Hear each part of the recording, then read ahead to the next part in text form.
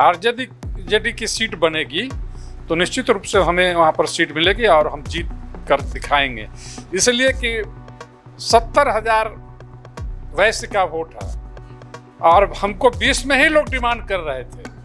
मैंने कहा कि नहीं, हम अभी नहीं वहाँ से लड़ेंगे, हमारा निशाना कहीं दूसरे जगह है। दूसरे को सेवा करना अध्यात्म में सबसे बड़ा महत्व कर्म क्षेत्र में माना जाता है, इसलिए मैं राजनीति को चुना कि हम राजनीति में आकर के कोई राजनीतिक सत्ता प्राप्त करके मैं जनता की सेवा को अधिक से अधिक कर सकूँ। शिक्षण संस्थान की भी वहाँ कमी है, शिक्षित लोग वहाँ कम हैं, गरीब गुरबा हैं, बहुत लोग हाई स्कूल नहीं जाते हैं, पढ़ने नहीं जाते हैं, कॉलेज नहीं है कोई बढ़िया, तो वहाँ पर एक शिक्षण संस्थान, हॉस्पिटल नहीं है बढ़िया, जो कि पटना नहीं जा सके लोग यहाँ ही साहिबगंज में ही इलाज करावे। साहिबगंज का और इलाका केसरिया है, साहिबगंज है, मोतीपुर, गोपालगंज, छपरा, सिवान के लोग भी यहाँ ऐसा एक हेल्थ इंस्टीट्यूशन बनाने के लिए हम चाहते हैं कि साहिबगंज में हो।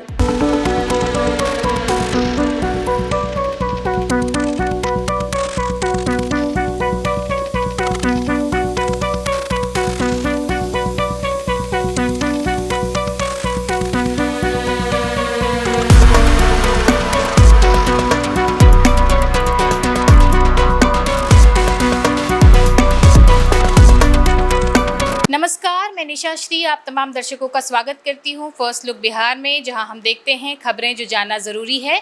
और आज हम आपके सामने एक शख्सियत जो आपके सामने लेकर आए हैं, जो कि हैं राजद के व्यवसायी प्रकोष्ठ के प्रदेश उपाध्यक्ष हैं इंजीनियर शिवनंदन शाह जी, जिन्होंने कि साहिबगंज से महागठबंधन की तरफ से साहिबगंज से अपनी उम्मीदवारी भी पेश की हुई है। तो उनका हम बहुत बहुत स्वागत करते हैं अपने कार्यक्रम में। सबसे पहले हाँ, धन्यवाद आपको, सभी व्यूअर को भी बहुत बहुत धन्यवाद। तो सबसे पहले शिवनंदन शाह जी, हम आपसे यही जानना चाहेंगे कि साहिबगंज से आपने अपनी उम्मीदवारी रखी है, तो ये जो साहिबगंज का भी मुद्दा है, ये क्या मुद्दा है? सबसे पहले इसके ऊपर थोड़ा प्रकाश। साहिबगंज में कई वर्षों से जो नेतृत्व मिल रहा है साहिबगंज की जनता को, से जनता काफ़ी भयभीत है, वहाँ पर डरे हुए हैं सभी लोग, गरीब गुरबा, जो जन्नी स्तर के लोग हैं, जिनको हर एक तरह से वहाँ सताया जा रहा है, कानूनी रूप से फंसाया जा रहा है, जनता वहाँ तबाही इमाम है। इधर फिलहाल देखिए, एक शिक्षक जो अत्यंत पिछड़ी जाति से आते थे, उनको मारकर हत्या कर दी गई है, 2 दिन के बाद उनका लाश मिला। ग्यासपुर के एक संजय साहू जी हैं, उनको घर पर लोग जाकर के धमकी दिया, गोली छोड़ा, क्या किया क्या नहीं किया, वो रो रहे थे। हम लोग जाकर के वहाँ पर उनको आश्वासन दिए हैं, भरोसा दिए हैं कि आपके साथ यदि अन्याय नहीं हुआ तो हम लोग थाना को भी घेरने का काम करेंगे। इनको न्याय दिलाना अति आवश्यक है। वहाँ के जो विधायक हैं वो गरीबों के प्रति असंवेदनशील हैं, गरीबों से उनका कोई लगाव नहीं रहता है। जो उनकी बात को नहीं मानता है, जो कहते हैं, उनको वो सताना शुरू करते हैं। तो यहाँ पर इसलिए हम लोग साहिबगंज में एक नेतृत्व देना चाहते हैं कि साहिबगंज की जनता जो ज़मीन से जुड़ा हुआ है, गरीब गुरबा जो आदमी है, जो डेली कमाने खाने वाले लोग हैं, झुग्गी झोपड़ियों में जो रहते हैं, किसान हैं, मजदूर हैं, उनको इंसाफ दिलाया जाए, उनके हक की रक्षा की जाए। इसके लिए हम लोग साहिबगंज में वहाँ के विधायक के प्रतिनिधि के रूप में हम इस बार चुनाव में आना चाहते हैं। तो इससे जुड़ा ही मेरा एक सवाल बनता है आपसे कि आप चाहते तो आप किसी और क्षेत्र को भी चुन सकते थे। ये आप देख रहे हैं कि वो एक चुनौतीपूर्ण सीट दिखता है, साहिबगंज जो विधानसभा क्षेत्र है, आपने साहिबगंज से ही को ही क्यों चुना? आपने ही मेरे सवाल का जवाब दे दिया, चुनौतीपूर्ण। तो चुनौतियों से खेलना मेरा हमेशा काम रहा है, और जहाँ चुनौती है इसका मतलब वहाँ पर कहीं न कहीं कुछ यातनाएं भी है, तो लोग वहाँ पर यातनाएं सह रहे हैं। चुनौती तो जरूर होगा, वहाँ के जो सरगना लोग हैं उनसे लड़ाई लड़नी होगी हमको, बहुत खतरे भी होंगे। तो इन सब को हम अपने जीवन से सबको निकाल दिया है और जनता के लिए, गरीब गुरुओं के लिए इंसाफ दिलाने के लिए अब हम न्यौछावर होने के लिए तैयार भी हैं। तो इसमें जैसे आप जान रहे हैं कि अभी महागठबंधन से आपकी जो पार्टी है वो लड़ेगी, तो ऐसे में साहिबगंज में आपकी दावेदारी महागठबंधन से, मतलब ऐसा लगता है कि आपको जो है सीट वहाँ से मिले चुनाव लड़ने के लिए? देखिए, हमको तो लग रहा है कि यदि आरजेडी की टिकट रहेगी, वहाँ पर आरजेडी की सीट बनेगी, तो निश्चित रूप से हमें वहाँ पर सीट मिलेगी और हम जीत कर दिखाएंगे। इसलिए कि 70,000 वैश्य का वोट है और हमको 20 में ही लोग डिमांड कर रहे थे। मैंने कहा कि नहीं, हम अभी नहीं वहाँ से लड़ेंगे, हमारा निशाना कहीं दूसरे जगह है। तो कहा कि नहीं, आप ही के जैसे लोगों की यहाँ चाह है, आप आइए, आपको सभी लोग हेल्प करेंगे, यहाँ पर मदद करेंगे, आपको वोट देंगे और आप जो है विकल्प के रूप में यहाँ पर आ पाएंगे। तो इसलिए हमने साहिबगंज को निर्णय लिया और वहाँ हम कई वर्षों से सरकारी सेवक के रूप में वहाँ रहे हैं और गांव-गांव, गली-गली हमने घूमा है, देखा है लोगों को, जीवन स्तर को। इस तरह से हमको लगता है कि वहाँ भी हमें काम करना चाहिए।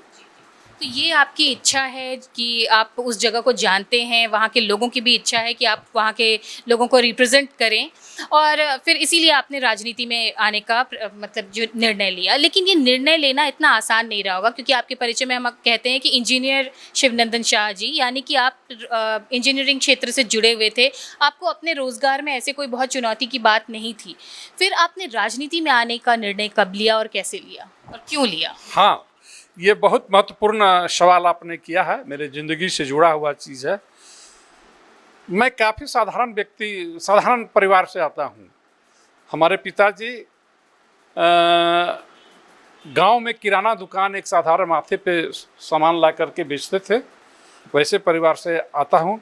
लेकिन मेरे दादाजी काफ़ी रॉयल फैमिली था उनका, क्योंकि जब 1948 में राइट हुआ, हिंदू मुस्लिम का राइट, उससे प्रभावित होकर के हमारे पिताजी की आर्थिक स्थिति दयनीय हो गई। हमारे दादाजी को अंग्रेज़ के ज़माने में 4 वाइन शॉप थे। आप समझ सकते हैं उनका स्टेटस क्या होगा। हमारे नाना जी सुभाष चंद्र बोस के साथ आंदोलन किए हुए हैं, जेल गए हुए हैं। तो हम लोग को खून में वैसा देश प्रेम है और उसके आंदोलन, माने जुल्म के खिलाफ लड़ने की इच्छा शक्ति है। हमारे दादाजी एक जमींदार हाथी पर जाते थे, हमारे दादाजी खटिया पर नहीं उठते थे, तो उस हाथी से, वहाँ उस रास्ते से हाथी से जाना छोड़ दिया था। ये रिवॉल्यूशनिस्ट जज्बा हमारे शरीर में है। और जब मैं जूनियर इंजीनियर के पद पे सर्वप्रथम जब आया और असिस्टेंट इंजीनियर भी हुआ और उससे प्रोन्नति और मिली हमको, तो हम जब भी रहे तो विधायकों का, सांसदों का, जनप्रतिनिधियों का काम करते रहे, उनसे जुड़े हुए रहे।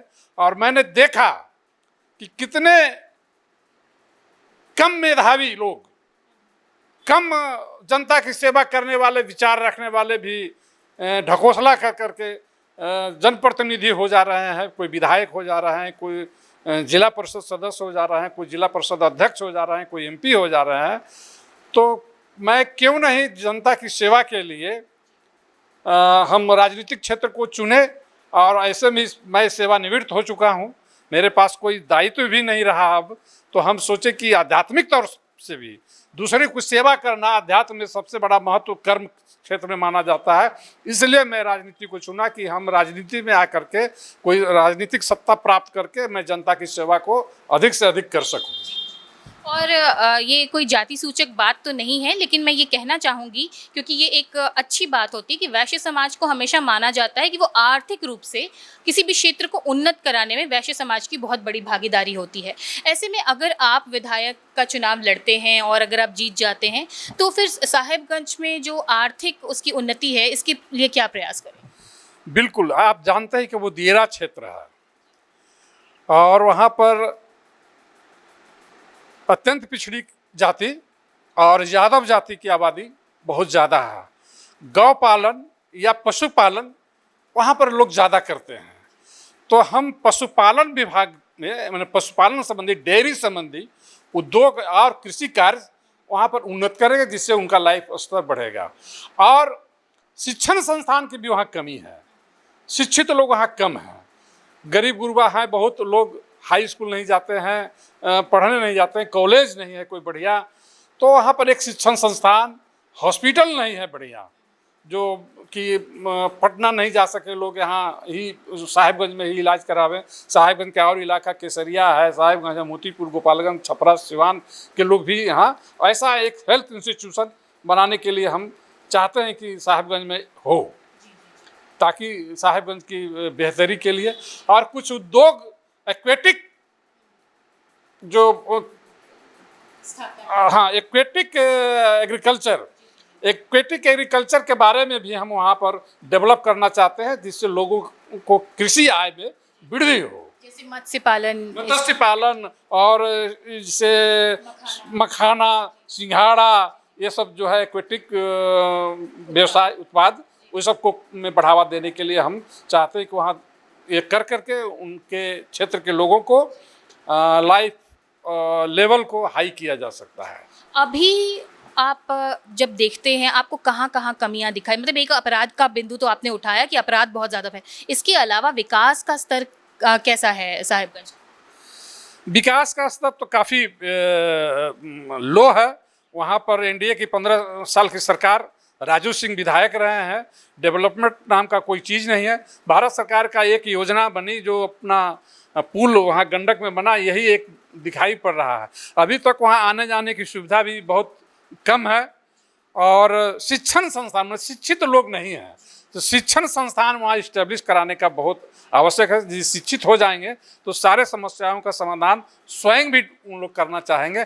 और पुलिसिया रवैया जो है वहाँ बहुत खराब है, गरीब जनता को बहुत तंग करते हैं वहाँ पर लोग, इसको भी हम सुधार करने का काम करेंगे। इस मुद्दे में एक और बात आती है, जो आपके पार्टी लाइन के जो आपके जो तेजस्वी यादव हैं, वो हमेशा कहते हैं पलायन बिहार की बहुत बड़ी समस्या है। तो एक तरह से अगर वहाँ पे शिक्षण संस्थान होंगे, स्कूल कॉलेजेस होंगे, फैक्ट्रियाँ होंगी, तो पलायन की समस्या रुकेगी। हाँ, निश्चित रूप से पलायन की समस्या रुकेगी उससे, और उद्योग भी लगाने का काम करेंगे। जैसे हम लोग बहुत सारे उद्योग हैं, अब माली आते हैं, उसमें हम लोग तब सोचेंगे, विचारेंगे क्या किया जाए। फूड प्रोसेसिंग का बड़ा यूनिट लगाया जा सकता है वहाँ पर। जो तारबूज बहुत होता है, तो तारबूज का कुछ बाई प्रोडक्ट हम तैयार करेंगे, कंजर्वेटिव पॉइंट ऑफ व्यू से उसको हम लोग बनेंगे और एक्सपोर्ट भी कर सकते हैं उसको। तारबूज बहुत ज़्यादा होता है वहाँ, तो इस तरह का योजना हमारे पास है, और हम लोग आएंगे सरकार में तो हम लोग बनाएंगे उसको। जो एक समाजवाद की आपकी जो अवधारणा रहती है, तो समाजवाद में जो किसान और मजदूर वर्ग हैं, उनके डेवलपमेंट के संबंधित आप कार्य करना चाहते हैं? हम किसान या मजदूर, कुछ भी, जो भी कोई व्यवसाय, छोटे छोटे व्यवसायी हैं, मेरी धारणा है साम्यवादी की तरह, साम्यवाद की ओर मैं विचार रखता हूँ कि पृथ्वी पर जितने भी लोग हैं सबको जीने का अधिकार है। सबके लिए भूमि, सबके लिए जल, सबके लिए अन्न, सबके लिए शिक्षा, सबके लिए स्वास्थ्य बराबर होना चाहिए और एक ही स्तर का होना चाहिए। ये मेरी परिकल्पना है। यदि मैं सत्ता में आऊँ, मैं सरकार में आऊँ, तो एक शिक्षा, एक स्वास्थ्य की परिकल्पना मैं कर रहा हूँ और करता रहूँगा। तो ये सारी बातें कह रहे थे इंजीनियर शिवनंदन शाह जी, जिन्होंने कि साहिबगंज से महागठबंधन की तरफ से अपना जो है वो आगामी चुनाव के लिए अपना प्रस्ताव रखा है, अपने नाम का प्रस्ताव रखा है कि वो आगामी चुनाव में हिस्सा लेना चाहते हैं, और जो वहाँ पे अभी तक जो सरकार है जिसका कि ढुलमुल रवैया रहा है, उसको वो बदलना चाहते हैं। जैसा कि उन्होंने कहा कि साम्यवादी विचारधारा को से वो प्रेरित हैं, और इसी माध्यम से वो साहिबगंज का विकास करना चाहते हैं। तो इन सारी बातों के लिए शिवनंदन शाह जी, आपका बहुत बहुत धन्यवाद जी। तो इसी के साथ अब हम चाहते हैं कि आप ढेर सारी शुभकामनाओं के साथ कि आने वाले समय में आपको मौका मिले और आप चुनाव में। चलिए, आपके चैनल को सभी लोगों को बहुत बहुत आभार, और आपके दर्शक को भी बहुत बहुत धन्यवाद, शुभकामनाएं। तो इसी के साथ अब इस चर्चा को यहीं पर देते हैं विराम। आप देख रहे थे इंजीनियर शिवनंदन शाह जी को, और प्लीज़ आप हमारे चैनल को लाइक और सब्सक्राइब करना ना भूलें। अब आप हमें दीजिए इजाज़त। आप देख रहे थे फर्स्ट लुक बिहार। धन्यवाद।